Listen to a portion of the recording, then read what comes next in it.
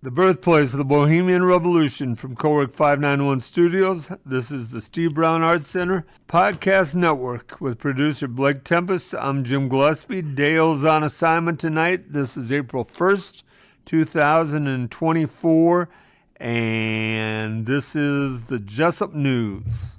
Got a story about a man named Ralph Guldahl. We talk about a unique person called Kasper Hauser. Talk about Watermelon Day. We give you our weekly update. We talk about the Steve Brown Arts Center. We talk about a few unique things. After a couple of weeks away from it and the Iditarod being done, we talk about the winners and losers of Iditarod. We wrap it up for the week. Hopefully you've been listening.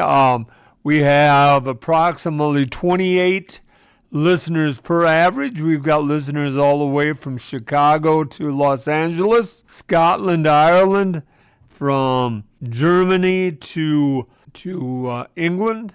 And hopefully you tell your friends and give us a thumbs up as well. Steve Brown Arts Center is a 501c3 nonprofit organization that has a vision for artists, young and old alike, to have the opportunity to better themselves while helping to build the skills of those around them. It will be offering community programming starting in Jesup before expanding to neighboring communities. Programming will include the Community Speaker Series that will showcase existing creatives who reside within the community, as well as a pop-up series spotlight and partner with local businesses to provide the opportunities for community engagement. The long-range vision, as always, is to have a home for artists, for professionals and emerging artists in all areas of the arts and humanities. Artists will be offered accommodations and studio space in exchange for a contribution of labor and maintenance of the building and ground. Search goes on for that. We have breaking news as we go on tonight.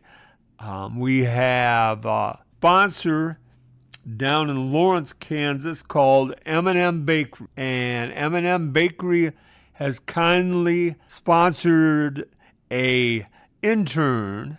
That intern is Allie Borgerding. Allie is going to do a lot of videotaping for us and photography for us at our event. She was at the first event, her first event on St. Patrick's Day when we sponsored the band from Minneapolis. And her pictures should be on Facebook. They should be on the website. I don't know if they're on the website now or not. If you see Allie, welcome her as intern. And she is sponsored by M&M Bakery in Lawrence, Kansas. So a big thank you to M&M Bakery. Many of you know one of the owners down there, Andy Boniface Martin. Used to be Andy Boniface, lived here. Andy was one of Steve Brown's students, and she wanted to be active. Although she is a long ways away from Jesup, she wanted to be active here in the Arts Center.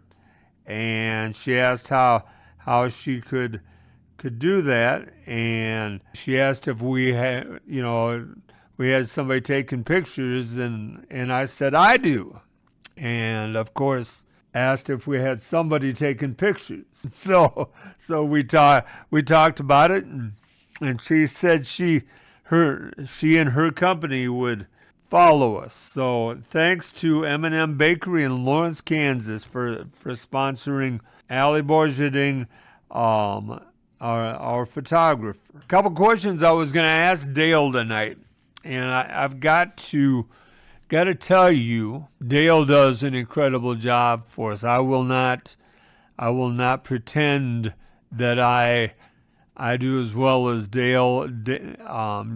Dale's just a natural, and we're so lucky to have him as a co-host. We're so lucky to have Blake as the producer, and because of that, what are we here at the Steve Brown Arts Center? Are we journalists? At first when we started here on the podcast, we attempted to do the Jesup News. The Jesup News is everywhere, and thanks to John Klotzbach over in Independence and the Independence Bulletin Journal, a lot of Jesup News is in that paper now. We didn't set up the Arts Center to be journalists, and being a 501c3, we cannot be cannot be politicians. We are trying to make the Arts Center better. We're trying to promote artists, and I talked to a couple artists today. We have pretty neat, actually. We have Aidan Miller from Hazleton and Tommy Teeter. They're both from Jesup. They are both nappers, and they are going to be at Littleton Free Watermelon Day. That's Littleton Free Watermelon Day, July 27th. I was talking to them today, and I also spoke with a man named John Casey. He is an oil-based artist out of Waterloo. He's going to be at the Littleton Free Watermelon Day and present his art as well. So our goal is to allow the community to see and listen to artists in the area. I wanted to talk about that a little bit. I also want to talk about the program every week. We try to make it unique. We try to share the Arts Center. We try to have a little fun. We try to give you a little Jesup news. Keep you updated on Farmers Day, on Littleton Free Watermelon Day, and on many of the artists in the area. So sit back and listen as we talk tonight a little bit about things that have been happening in the area and things in history past. We are, as always, we're brought to you by Innovative Wealth Management, M&M Bakery in Lawrence, Kansas, Bobby Leach and Farm Bureau Financial Services, Dream Chaser Acres, Mickey D's Pizza and Lobster. They've been doing an incredible job for St. A's down there during Lent. Boyd's Food Truck, Thomas James LLC, Even Events and Rental, Jacobson's Fabrication Repair, private individuals Joe and Judy Olson and Keith Bickert, Derek's Repair LLC. Shout out to Derek. I know you listen every week as you work out. The Independence Bulletin Journal, Laces. Laces is constantly helping us with advice or a little money here and there. They are supporting a band for Littleton Free Watermelon. The Littleton Lounge and Reyes Concrete, both those kind businesses are also supporting a band for Littleton Free Watermelon. And as always, Cowork 591 allows us to use the studio, allows us to use their podcast materials. So as we go on the air, you're kind enough to listen, but also be kind enough. Iditarod finished a couple weeks ago. The winner in 9 days and 2 hours and 16 minutes, 8 seconds was Dallas Seavey. Dallas Seavey, that was I believe his 5th time. His grandfather Dan was an organizer of the Iditarod. And his father Mitch was a 3-time champion. The Iditarod had a little darkness this year. 3 dogs died during the Iditarod, and 5 dogs were killed and 8 injured just prior to the Iditarod with an accident. There was a moose attack that killed a dog on the trail, or attacked a dog on a trail, and Seavey killed that moose. Matt Hall was second, 4.5 hours behind Seavey. It was, the Iditarod is quite special. 9 days of hard driving in below zero temperatures, winds, and a blizzard. If you get a chance to read about this year's Iditarod, I would suggest you do that. This is the Steve Brown Arts Center Podcast Network. I'm Jim Gillespie with producer Blake Tempus.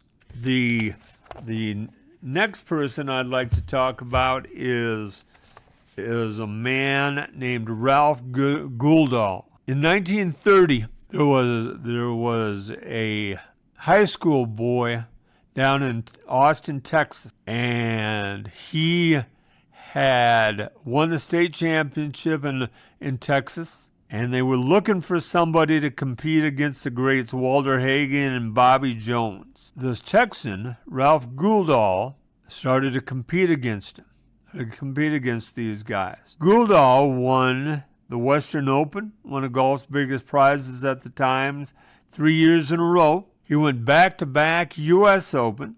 He won the Masters. The Masters is gonna start the week after Easter this year. And he compiled a perfect Ryder Cup record, all from 1936 till 1940. Some say that he had the greatest golf swing that was ever seen. The most natural swing that you would want. I mean, guys copied him, and they could not swing as well as Ralph.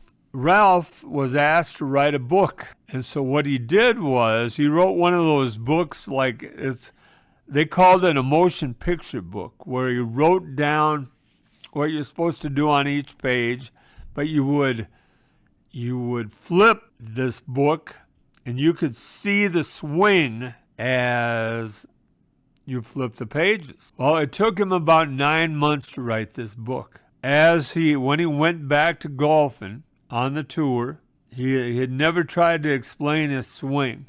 He had just done it naturally, and he was not an educated teacher. Things went bad for him. As a matter of fact, after 4 years on the tour, he had to leave the tour because he was so bad. Well, slowly it came back. His swing came back to him. He was not to the point of being able to play at Jones or at Walter Hagen's level. So he got a job out in California as a golf pro at a golf course. He would teach guys how to play golf on this golf course. And he would go back every once in a great while and play the Masters. Once you win the Masters, you're always invited back. And he would go back and play the Masters every year, but that's all he would play until I believe it was 1984 was the last time he played. But his name was Ralph Guldahl. Maybe he had the greatest golf swing. This is the Steve Brown Arts Center Podcast Network. Jim Gillespie with producer Blake Tempus. A couple obituaries here. From Jesup, Glenn D. Dawson, 87 years old, of Jesup, Iowa, died Sunday, March 3rd. Glendale Dawson was born November 18th, 1936, at Manchester, Iowa, the son of Morris Maynard Dawson and Ella Mae Morris Dawson. He graduated from Manchester High School with the class of 1954. On January 17th, 1960, he was united in marriage to Doris Irene Jacobson at Grace Lutheran Church. Glenn worked in the foundry at John Deere in Waterloo, Iowa, retiring in 1995. He also farmed, raised cattle, and did custom baling. He was a member of the Grace Lutheran Church in Jesup and United Auto Workers Local 838 in Waterloo. Glenn is survived by his wife Doris, two sons, Quentin Dawson of Guttenberg, Glenn Dawson of rural Owine, and one daughter, Kelly Hubert of Buckingham, Iowa. 6 grandchildren and 5 great-grandchildren. His parents and 3 brothers, Floyd, Jimmy, and Leroy Dawson, preceded him in death. White Funeral Home in Jesup was in charge of arraignment. This is the Steve Brown Arts Center Podcast Network. Obituary is Ryan Anthony Knight, 44 years old, of Cedar Rapids, Iowa, and formerly of Independence in Gilbertville, died Wednesday, March 13th, 2024. Family graveside services were held at St. Mary's Catholic Cemetery in Gilbertville. Ryan was born November 25th, 1979, in Waterloo, the son of Orrin H. Howdy Knight and Linda Lee Knight. He grew up in Gilbertville and attended Don Bosco High School, had worked as a steel worker and also worked as a Serenity Windows and Power Shop. He also held other general labor positions. Ryan is survived by his mother, Linda Knight, one sister, Sabrina Knight, and a grandfather, Tony Even, all of Gilbertville, also his daughter, Aspen Tamio, and stepson, Ashton Saldina, of Cedar Rapids. He is preceded in death by his father, Howdy Knight, paternal grandparents, George and Vernon Knight, and maternal grandmother, Ella Even. White Funeral Home is assisting Ryan's family with the arrangement. This is Steve Brown Arts Center Podcast Network. As I said, don't forget to support our advertisers and sponsors. They're awful good to us, and they're wonderful to us, actually. Without them, we wouldn't be on the air. Without Cowork 591, we wouldn't be on the air every week. We get to use their building. So please, please, please come and see Kelly and talk to Cowork 591. Another artist I want to talk about quickly was on the show a couple weeks ago. His name was Greg Dietrich. Will be in Waterloo at the Convention Center April 6th from 1 to 3 at the Iowa Eats Festival. And he is also performing with the jazz trio in the summer at Sturgis Falls over in Cedar Falls. So make sure that you get a chance to get out and see these artists that are on the air. I got a text, the artist that was with us at the Sanity Room last week. If you remember, Nick Thomas was on with us, and Nick texted me that he had a bunch of art stolen from him. Keep your eye out. Remember, Nick's stuff is big and it's colorful. It's about 4x5, 3x4 stuff. So it's out there and it's colorful. Keep an eye out. Now a person named Kasper Hauser. One day a policeman was walking down the street. I believe it was Germany. Young man was walking at him, and the young man seemed out of... And so the policeman walked up to the young man, and the young man had two notes in his hands, one in each hand. And he read the first note, and it read, "This note is from my father. I want to join the military.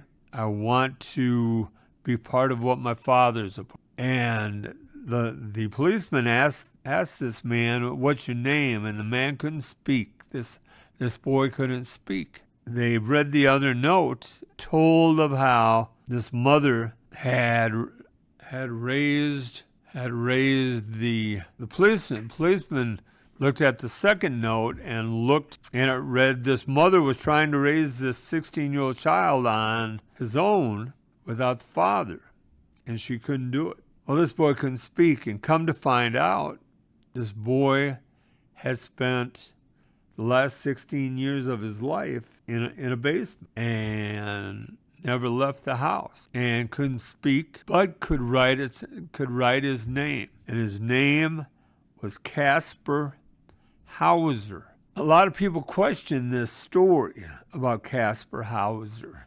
Kasper is spelled Kasper. Hauser is Hauser. A lot of people question this story. Was there such a person as Kasper Hauser? Was he fictional? Was his mother just trying to make him out as something that wasn't?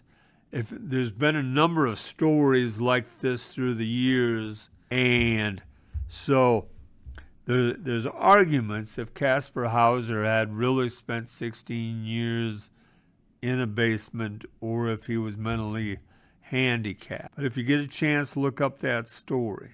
We are heading toward multiple events this year, and I want to make sure that our audience knows those events. Our next event is in April. It is at the Littleton Chatham Historical Society on the 14th of April from 8 until 11. The Littleton Chatham Historical Society is sponsoring a free donation breakfast, free will donation. And it's also there where the Steve Brown Arts Center is sponsoring or showing the artist Karma Dahl-Schmidt and her wonderful art. That will be April 14th from 8 to 11 out at Littleton.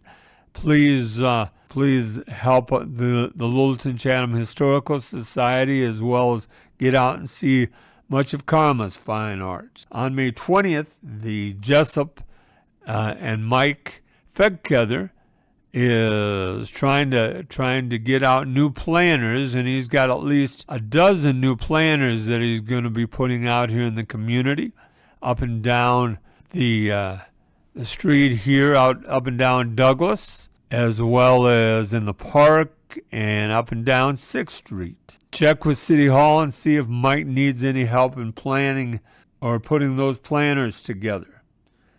He wants that done by May 20th. May 24th, the Steve Brown Arts Center is sponsoring a summer welcome at the Buchanan County Tourism Center. That's at the old railroad depot over on the east side of Independence. We will have a food truck, we will have music, and we will have an artist over there. June 20th through the 22nd, we're going to have Dave Lang and Lisa Lang and playing their elk horns. Farmers Day, we're going to have Greg Diedrich from 2 to 3.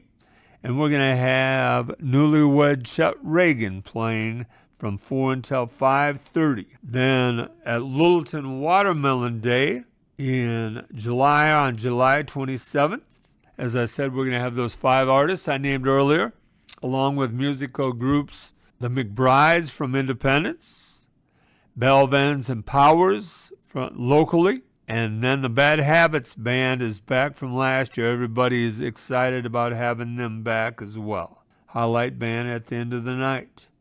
That is July 27th from 2024. Then we're having, August 9th, we're having an into the summer show at the Buchanan County Tourism Center. We'll have an artist, a musician, and a food truck there as well. That musician will be Emily Ann Bauer. You heard her concert on this podcast 2 months ago.